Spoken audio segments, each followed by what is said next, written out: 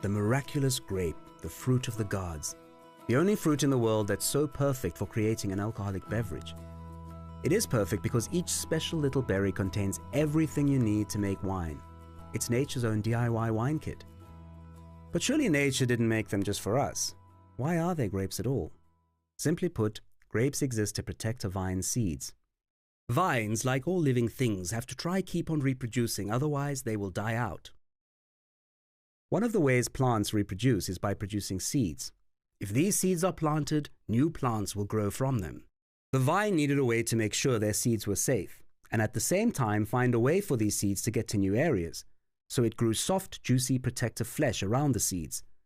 This is known as the flesh, and as we'll learn, is where all the liquid in wine comes from. But this flesh is also full of sweet sugar that makes it a perfect meal for birds. The birds eat the grapes and deposit the seeds so vines can continue to grow. That's why nature made grapes. But we have found an even better use for them: wine. Vine varieties used for wine produce bunches with several hundred grapes on each bunch. The major parts of each grape are the stalk, flesh, skin, and seeds. These are the main ingredients of wine. How they grow, ripen, and are used in winemaking will have a massive effect on a wine's flavor. Let's look at each one and start understanding what they taste like and what role they have in making wine. Let's start with stalks. The stalks are life support for grapes. All the nutrients and water that are needed to make the soft protective flesh for the seeds is passed into the grape by the stalks. The stalks are not always used for winemaking as they are quite bitter. The reason for this bitterness is because the stalk contains a chemical compound known as tannins. Next time you're eating a bunch of grapes, chew a bit of the stalk to taste this. You'll find a bitter taste and a drying texture in your mouth, like tea that's too strong. Tannins are a very important compound in winemaking, and we are going to learn more about them later in this subject. All of the nutrients, sweet sugars, and water that the stalks pump into the grape need to be held together by something. The grape skin is the tough layer that holds all this juice and pulp together. To the naked eye, it looks like there is just one layer of grape skin, but in fact there are different layers. It has a waxy outer layer that keeps water out and the juice in, and helps protect the grape against fungus and other nasty biological infections. The waxy layer on the outside of a grape skin is like a grape's raincoat. The scientific name for this raincoat is the cuticle. Underneath the cuticle, there is a layer of skin cells, and then another layer underneath called the hypodermis. This layer of skin is really important.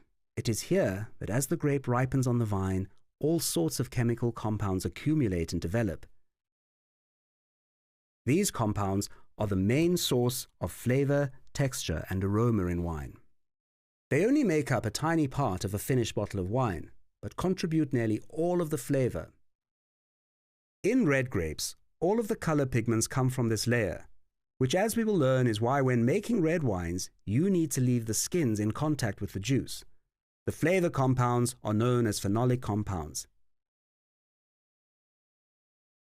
Under the skin is the soft and squishy part of the grape called the flesh. The flesh contains all the juice that will be turned into wine. The juice is made up of sugar, water, acids, and some flavor compounds. Sugar, acid, and tannins are some of the major ingredients in wine, and while they do not contribute to aroma, they are very important when it comes to texture and taste. The amount of sugar and acid in a grape will determine how sweet and refreshing the wine will be. We will learn more about sugar and acids in the next few lessons. Finally, in the middle of the flesh, there are the seeds. There are usually 1 or 2 seeds in each berry, and they are not very important when it comes to making wine, because if they are crushed, they will release very bitter tannins into the wine. The next time you're eating a bunch of grapes that have seeds, bite into a seed and you will taste these bitter oils.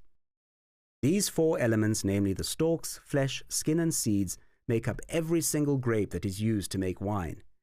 It is no wonder that people of ancient times thought that wine was the drink of the gods.